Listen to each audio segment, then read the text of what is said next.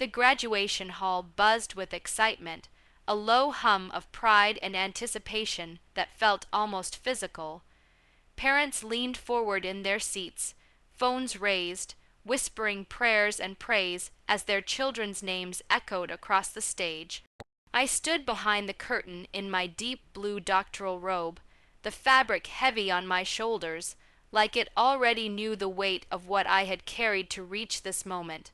My hands shook, not because I doubted myself, but because a part of me still hoped.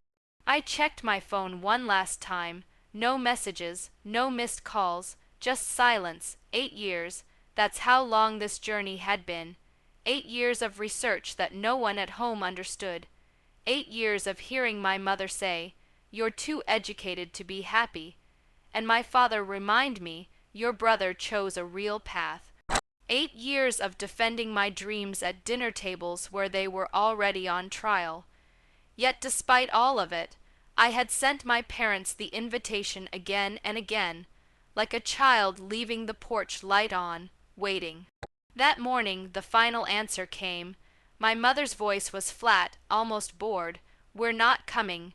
Your brother has an important seminar today. This PhD of yours, it won't help you much anyway. Don't make it a big deal. Useless." The word wrapped around my chest and tightened.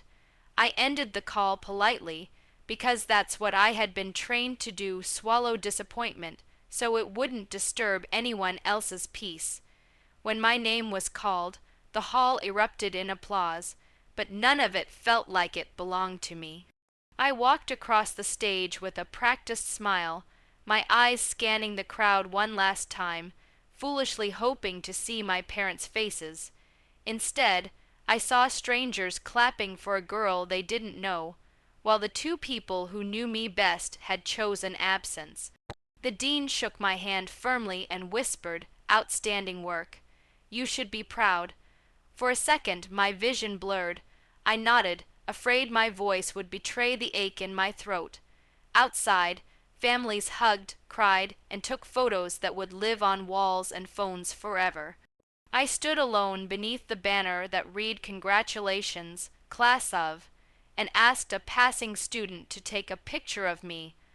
I held my degree folder close, like proof that this day had really happened. I sent the photo to the family group chat. Minutes passed, then hours, no response. That night, in my quiet room, I laid my doctorate certificate on the table and stared at it. It didn't feel useless. It felt earned, and in that silence I made a promise to myself. If my parents couldn't show up for my success, I would learn how to show up for myself, fully, fiercely, and without apology. 2 years passed after my graduation, and in that time, my life changed in ways my parents never bothered to notice.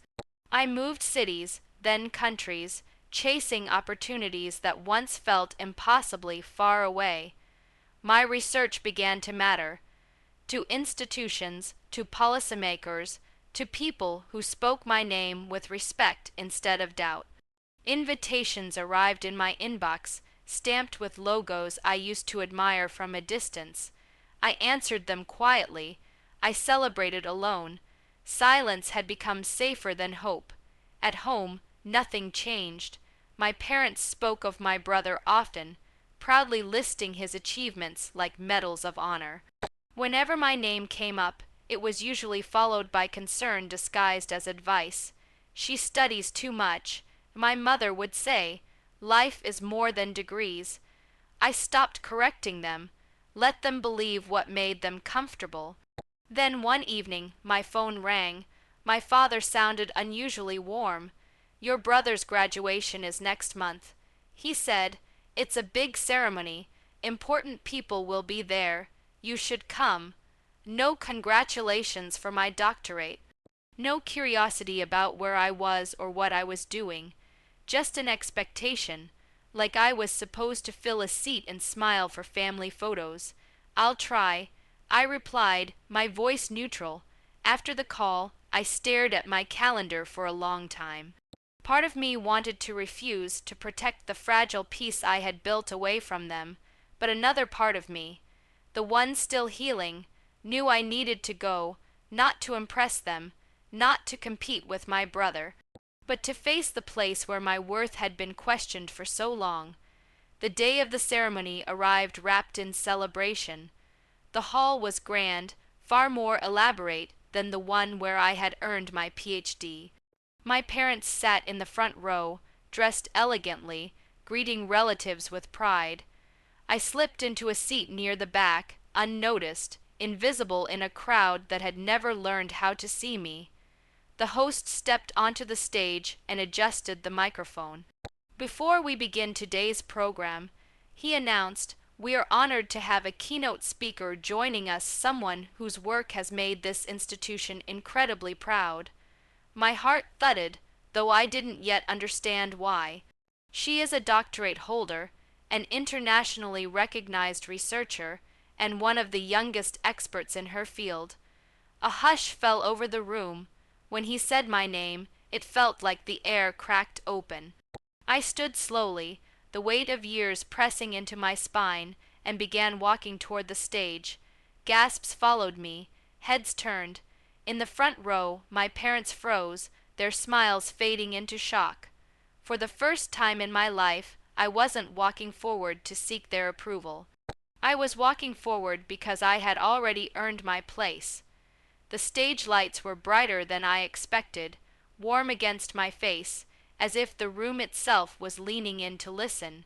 For a brief moment, I stood still behind the podium, hands resting on the smooth wood, allowing the silence to settle. Hundreds of eyes watched me, students, professors, parents, and somewhere in the front row, my parents sat frozen, their expressions caught between disbelief and regret. I never imagined I'd be standing here today. I began, my voice calm but steady, not because I lacked ambition, but because I was once told that some dreams aren't worth pursuing. A quiet murmur spread through the hall.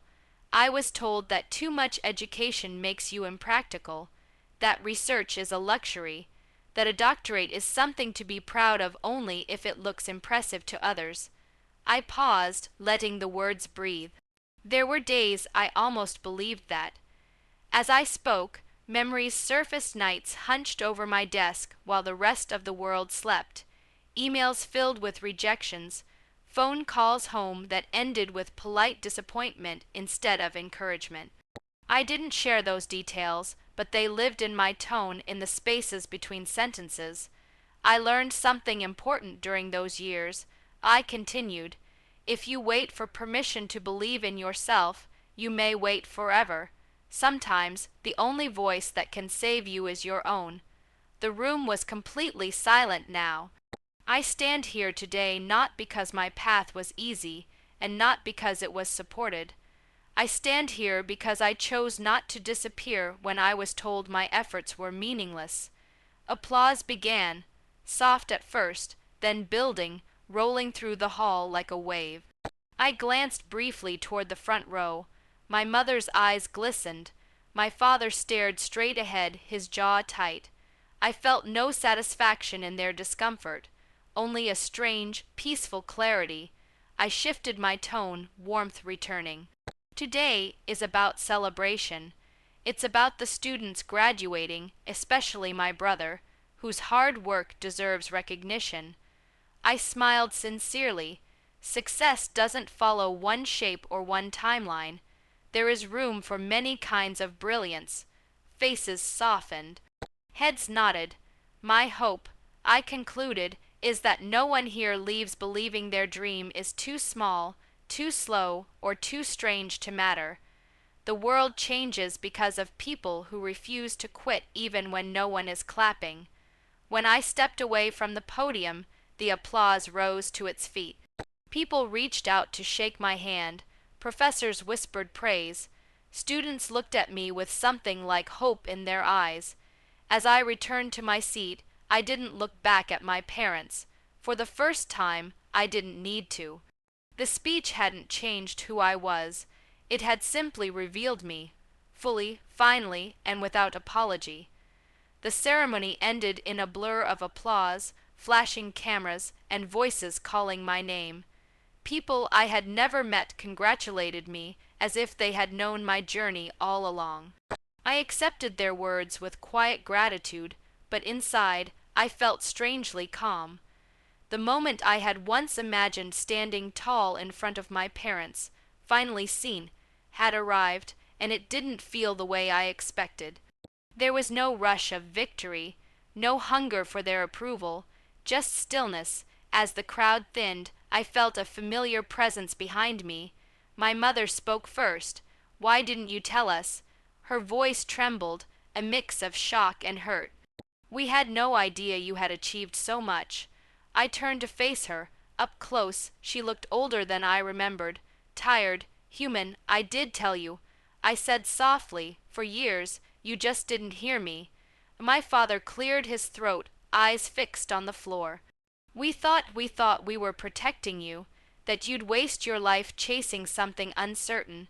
I nodded slowly. "I know, but uncertainty is where I found myself." There was nothing cruel in my tone, nothing sharp. That was the strangest part. The anger I once carried had dissolved somewhere along the way, replaced by something gentler and stronger. Acceptance.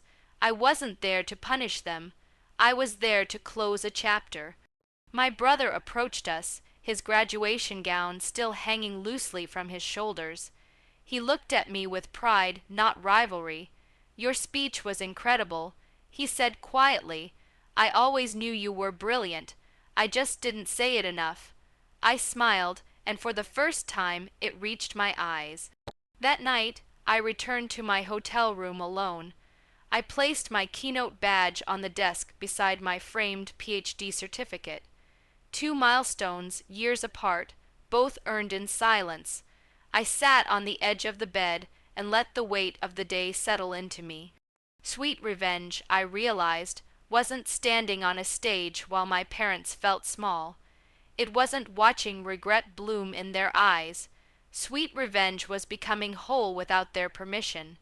It was succeeding without bitterness. It was no longer shrinking myself to fit into the space they were willing to give me. My phone buzzed. A message from my mother. "We are proud of you." I read it once, then set the phone down. I didn't rush to reply. For the first time in my life, their validation felt like a bonus, not a necessity. I turned off the lights and lay back, breathing deeply. Tomorrow, I would return to my work, my purpose, my life. A life I had built with patience, resilience, and self-belief. And as sleep finally claimed me, I understood the greatest victory of all. I no longer needed anyone to choose me. I already had.